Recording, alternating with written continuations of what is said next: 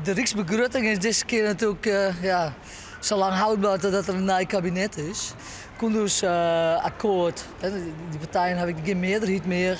Dus die zaken komen al, denk ik, haast in de onderhandelingen. Maar dan moet je hem wel opzitten. Want ja, we binnen nu al tweede helft september. Op 1 januari zullen die ingemotten. En een kabinetsformatie. Het wordt wel eens langer. Ja, dat wordt wel eens langer. Maar wijzigingen, begrotingswijzigingen, die zijn altijd mogelijk. En wat dat betreft, ik hoop dat de coalitie snel gaat. Maar ons krijgt in januari, februari dan de begrotingswijzigingen. Dat is dan zo. We moeten de komende weken natuurlijk kijken hoe het met de onderhandelingen gaat van de VVD en de Partij van de Arbeid. Het is heel belangrijk dat deze begroting de schuld die we met z'n allen hebben terugbrengt. En ik hoop dat die twee partijen ook beseffen dat ze dat geld niet nu moeten gaan verjubelen. Want ze willen de God niet zitten, ze willen ouw van de forense tax, om eens een onderwerp te nemen. Ja, dat wil de VVD. De Partij van de Arbeid wil van de BTW-verhoging af. Dat kost ook zo'n 3 miljard euro. Dus ik wil snel van hun weten hoe ze dat gaan betalen.